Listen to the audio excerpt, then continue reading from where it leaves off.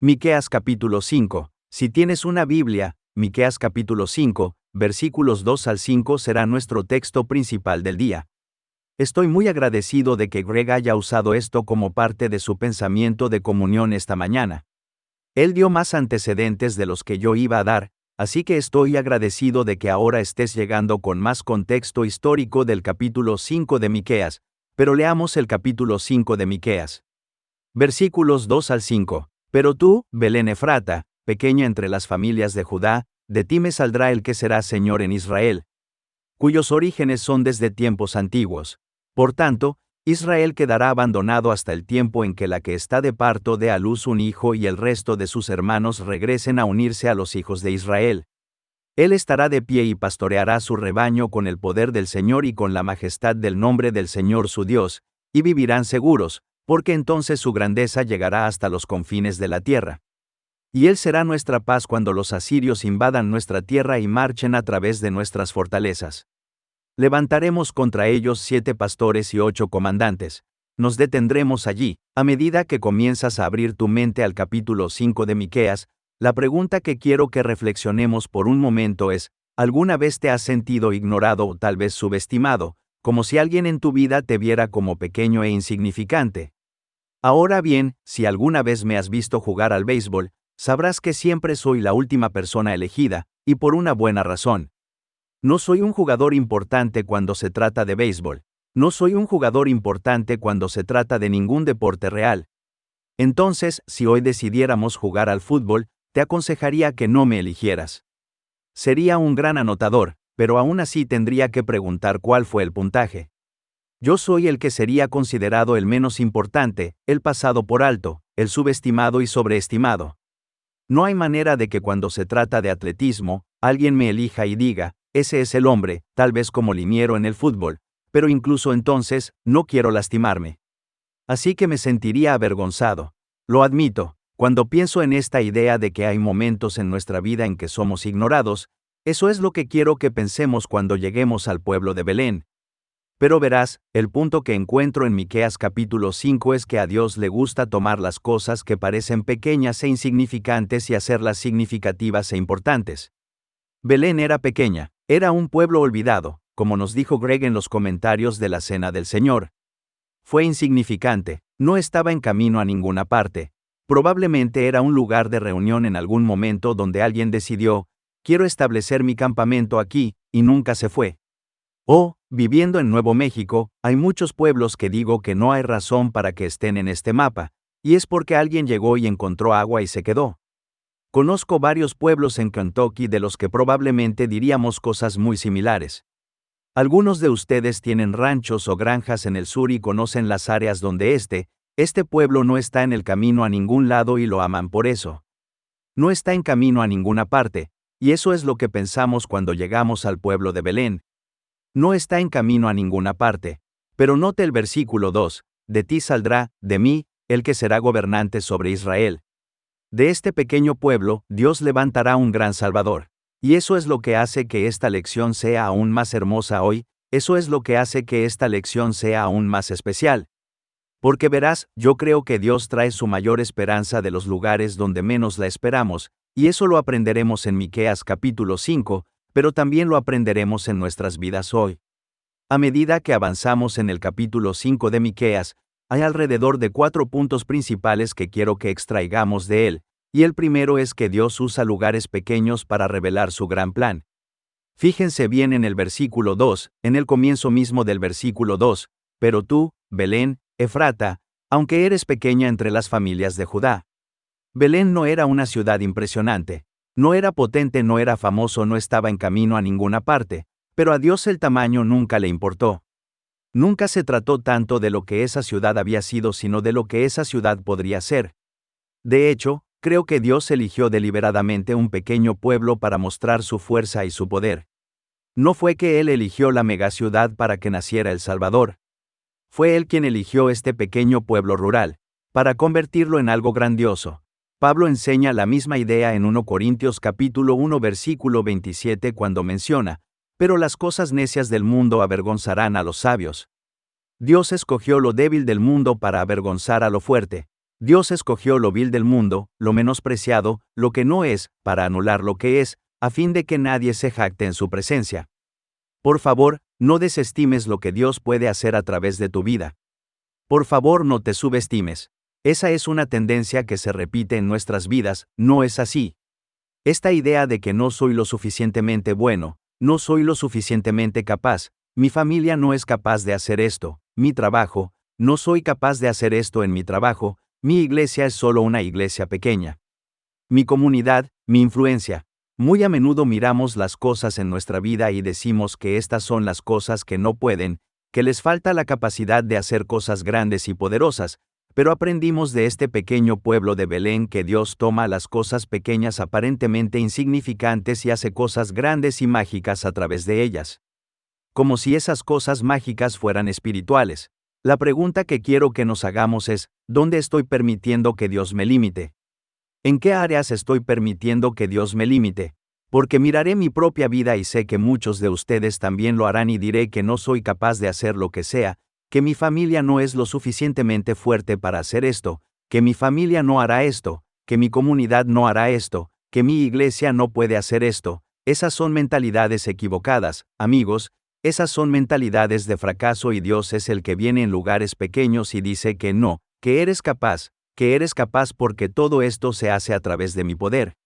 ¿Dónde estás limitando a Dios esta mañana? El segundo punto, Dios saca un salvador de nuestras luchas. Observa el final del versículo 2, ya que vamos a ver esto un poco más, lo que tú digas, vendrá de mí.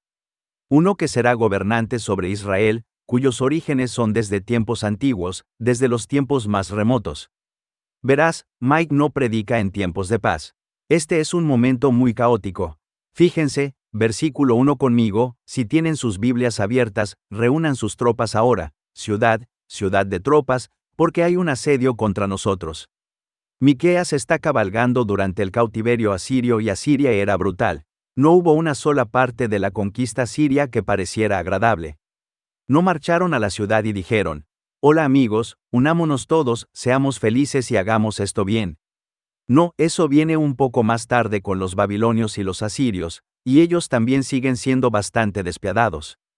Pero llegaron los asirios, eran como los marines de la época. Entraron, mataron a cualquiera que se interpusiera en su camino, cumplieron la misión y dijeron, está bien, ahora hemos terminado. Eran despiadados, y cuando miro lo que Miqueas capítulo 5 versículo 1 nos está diciendo, él está reconociendo que incluso ahora hay una conquista donde están siendo rodeados. Él predicó mientras el imperio asirio aplastaba todo a su paso. En ese momento se estimaba que el reino del norte ya había caído. Jerusalén está en pánico, los dirigentes son corruptos, el pueblo tiene miedo y espiritualmente la nación no tiene vida espiritual. Están desprovistos de todo lo que es correcto. Y es en ese miedo y en esa oscuridad que Miqueas da esta profecía, esta promesa. Que tu esperanza no viene de un rey en Jerusalén, sino viene de un bebé en Belén. Que el pueblo de Dios quería poder, pero Dios les envía un hijo. Ellos querían un guerrero que los guiara en la conquista, pero Dios les envía un pastor, que es lo que verán en el versículo 7. Querían un rescate, pero Dios les envía un Salvador que vendrá después. Unos 700 años después, verás, Dios no ignoró su dolor. Él envía a Jesús. Pero así como Él entra en tu dolor, en tu conflicto, en tu preocupación y en tu quebrantamiento, Jesús no viene a salvarnos de esas luchas, muchas veces nos salva a través de esas luchas. No es que yo haya sido redimido de sentir dolor y tormento en esta vida, es que Dios es quien camina conmigo a través de mi dolor y mi tormento en esta vida, así que la pregunta entonces es para nosotros. Lo que sea que nos abrume, lo que sea que pese sobre nosotros, Jesús tiene la autoridad en cada uno de esos lugares para hablar paz y hablar consuelo. Entonces, ¿dónde necesito dejar que Jesús gobierne mi vida en lugar de confiar en que yo gobierne mi vida? ¿En qué áreas necesito entregarme más a Él? El tercer punto es que Dios trae esperanza de nuestra espera. Mire conmigo el versículo 3. Por tanto, Israel será abandonado. Hasta ahora subrayé esa palabra en mi Biblia. Yo lo resalté. Eso para mí es una palabra crítica, que Israel será abandonado hasta el tiempo en que la que está de parto dé a luz. Creo que la palabra hasta es la palabra más difícil en el versículo 3 porque requiere que esperes. Requiere que esperemos, Pero esperar no es tiempo perdido. Esto es lo que nos resulta difícil conseguir. Muchas veces cuando tengo que esperar siento que estoy perdiendo el tiempo y ¿sabes qué pasa cuando estoy esperando en algún lugar? Saco mi teléfono y ¿sabes lo que probablemente hago? Probablemente voy a Facebook Reels, TikTok Reels, YouTube Shorts de vez en cuando. Estaré bien y sacaré mi teléfono y leeré mi Biblia de vez en cuando. Saco mi teléfono y leo, ya sabes, leo un libro que tengo en mi teléfono. Muchas veces consideramos el tiempo de espera como tiempo perdido. Y eso es lo que dice Miqueas, esto no es tiempo perdido. Dios hace algunas de sus mejores obras en esos tiempos de espera. Quiero que revisemos por un momento nuestro Antiguo Testamento mientras pensamos en José. Si conoces tu historia, José esperó 13 años. Estuvo en esclavitud y en prisión durante 13 años de su vida. ¿Qué esperaba en Dios? David fue ungido rey cuando era adolescente y huyó de Saúl durante la mayor parte de su vida.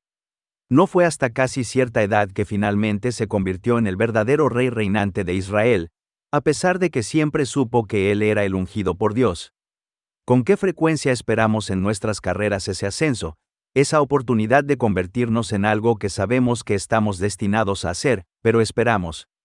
Ana oró para tener un hijo. Ella oró fervientemente por un hijo, tanto que el sacerdote pensó que estaba borracha. Ni siquiera sabemos cuánto tiempo estuvo pidiendo tener un hijo hasta que un día, nació Samuel. Abraham y Sara esperaron 25 años antes de que llegara el hijo prometido. Esperaron tanto que se dieron por vencidos y trataron de burlar el plan de Dios. Dijeron, bueno, hagámoslo, tengamos este niño por otro medio. No debe ser a través de mí, debe ser a través de mi sierva que tendrás este hijo de la promesa, y Dios dice, no, no es así. Se supone que debes esperar, Abraham. Se supone que debes esperar, Sara. ¿Qué haces cuando Dios no te bendice con un hijo? ¿Cómo esperas? ¿Cuántos de vosotros habéis orado? Para los hijos pródigos, los niños que abandonaron el hogar y no regresaron. Los hijos que abandonaron el hogar y no llamaron a los hijos que abandonaron el hogar y dejaron la fe. ¿Cómo has orado por los hijos pródigos en tu propia vida? Ese padre pródigo en Lucas, cada vez que habla de su hijo que ve venir de lejos, ¿cuántos días oró ese padre por su hijo antes de verlo venir por la colina? ¿Qué hay de la oración que usted ha hecho por un cónyuge, un hermano o un ser querido que ha luchado contra la adicción? ¿Quiénes lucharon en formas que nunca podríamos imaginar? ¿Cuántos años lleva la gente orando para que alguien venza? Y la obra más grande de Dios a menudo se realiza en la espera. Ya ves, las demoras de Dios no son negaciones. He llegado a la conclusión de que hay una canción country que dice que algunos de los mayores regalos de Dios son, vaya, tengo un par de fanáticos de la música country aquí, oraciones sin respuesta.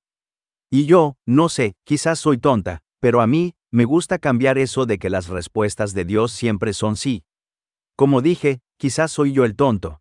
Pero si le pido algo a Dios, tengo la sensación de que su respuesta será, Josh, espera un poco. Porque te voy a dar algo aún más que eso. Te voy a dar algo aún mejor que eso. Voy a hacer cosas aún mayores de las que puedas pedir o imaginar. ¿Qué estoy esperando? Necesito aprender a confiar más en Dios hoy. ¿Qué estoy esperando de Dios? El 4. Dios da la paz cuando menos lo esperamos. Vaya al versículo 5, y Él será nuestra pieza. Fíjese que no da paz. No es que Él sea el portador de la paz, es que Él es la paz. La paz no es un sentimiento. No es una emoción, no es algo que internalizamos y tenemos esa sensación cálida y agradable y yo digo, oh sí, todo está bien. La paz es una persona y su nombre es Jesús y cuando Jesús entra en Belén, la paz entra al mundo. Y entonces lo que trae Jesús es Jesús nos trae paz con Dios porque tus pecados te han mantenido alejado de Dios, tus pecados te han mantenido así que no puedes comunicarte con Dios y vivir con Dios, pero Jesús trae una paz a eso. Jesús trae una paz interior porque muchos luchan con la ansiedad y la oración es uno de esos grandes poderes que vence la ansiedad cuando tenemos esos sentimientos de ansiedad. Jesús puede traer paz, Él trae paz con los demás. Oh, cómo me ha enseñado a perdonar, cómo me ha enseñado a no guardar rencor a las personas que me han hecho daño. Cómo te ha enseñado a perdonar, a mirar a las demás personas con compasión como lo hace Jesús y trae paz conmigo y con los demás, contigo y con los demás. Jesús ha traído paz a mi futuro. No me preocupa dónde voy. A ti no te preocupa a dónde me llevará Dios, porque si esta vida termina sé a dónde voy. A ti no, si esta vida terminara, si Dios nos quitara el aliento de todos los pulmones ahora mismo. Tienes la tranquilidad de saber cuál será el siguiente paso. ¿Por qué intento crear paz en mi vida desde otros seres que no sean Jesús? Verás, muchas veces buscamos ganar más dinero porque nos hará sentir más en paz. Buscamos tal vez tener un mejor trabajo con mejor control, con mejores horarios, con mejor lo que queramos o queremos más comodidad en nuestra vida porque diremos que si estoy más cómodo me sentiré más en paz. Si tengo más control, me sentiré más en paz. Si tengo más éxito, estaré más en paz y todas estas son cosas que perseguimos. Pero la paz no viene de ahí, ¿verdad? La paz viene de estar con Jesús. Entonces, ¿qué haces con el capítulo 5 de Miqueas? ¿Cuál es tu conclusión? ¿Cuál es nuestra conclusión sobre esto? Y esto es lo que quiero que aprendan hoy. Que cada vez que te sientas estresado, cada vez que te sientas ansioso esta semana o la próxima semana, y sé que las fiestas traen mucha ansiedad a las personas, quiero que hagas esto. Quiero que te tomes un descanso de 5 segundos. Quiero que ores esta oración. Jesús, tú eres mi paz. Oremos esto conmigo. Jesús, eres mi muchacho de paz. Eso fue menos de 5 segundos. Cada vez que tengas ansiedad esta próxima semana, cada vez que te sientas menos agradecido esta próxima semana, cada vez que sientas, y esto, por cierto, esto va a ir más allá de esta semana, esta es tu tarea permanente, pero cada vez que te sientas nervioso o preocupado, detente y ora. Jesús, tú eres mi paz. ¿Crees que Dios todavía trabaja hoy en día? ¿Crees que Dios todavía es capaz de trabajar en las pequeñas áreas de tu vida y crear grandeza en esas áreas?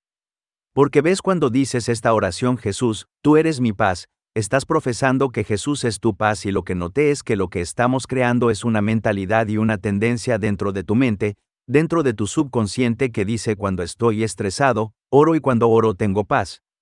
Esto es original para mí. ¿Conocen al chico Fred Rogers? Hace mucho tiempo tuvo un pequeño programa de televisión llamado Mr. Rogers o Señor Barrio de Rogers. Allá vamos, y hubo un documental realmente genial, hubo un par de documentales sobre él recientemente y vi en uno de esos documentales, y no lo olvidé, pensé que era maravilloso porque el señor se sabía que Rogers tenía una personalidad tranquila. Él siempre hablaba de manera muy tranquila y siempre parecía fenomenal con los niños, pero los miembros del equipo que trabajaban con él decían que en cualquier momento iba a ir al set. Cada vez que iba a sentarse a escribir un guión o a escribir lo que estaba a punto de hacer, rezaba esta oración: querido Dios, que algunas de mis palabras sean tuyas. Y uno de los productores, este fue el comentario del productor cuando el señor Rogers rezó para que algo cambiara en la habitación, se podía sentir que la ansiedad se iba. Y me di cuenta de que cuando estamos estresados, si oramos, Dios enviará paz. Señor, Rogers no estaba tranquilo porque tenía una personalidad natural y tranquilizadora, aunque pudiera tenerla. Estaba en paz gracias a los cientos de horas, a los cientos de pequeñas oraciones que había rezado. Cientos de veces, quizá miles de veces, que él dijo: Dios, que alguna de mis palabras sea tuya. Así que hoy mi desafío para ti es esta pequeña oración: Jesús, eres mi pieza. Verás, Belén nos enseña que Dios usa pequeños lugares, que Dios trae esperanza de nuestra lucha, que Dios es nuestra paz y que Dios obra en nuestra espera. Pero Belén no fue elegida porque fuera grande. Belén fue grande porque fue elegida. Puede que te sientas pequeño en tu vida, pero Dios te elige a ti. Puede que te sientas abrumado en tu vida, Dios te fortalece. Puede que te sientas confundido. Deja que Dios sea tu guía. Es posible que te sientas ansioso. Deja que Dios sea tu paz. Porque el mensaje de Belén es muy sencillo. Cuando Dios entra en lugares pequeños, todo cambia. Y cuando Jesús entra en Belén unos 700 años después de Miqueas. Han pasado para nosotros unos 2000 años. Todo cambió. Lo mismo ocurre en tu vida. Cuando Jesús entra en tu vida, todo cambia. Los sentimientos ya no son los mismos, las emociones ya no son las mismas, los miedos y las preocupaciones ya no son las mismas. Cuando Jesús entra en lugares pequeños, todo cambia. Esta mañana, mi oración por ti es que permitas que Jesús gobierne en tu corazón y en tu mente.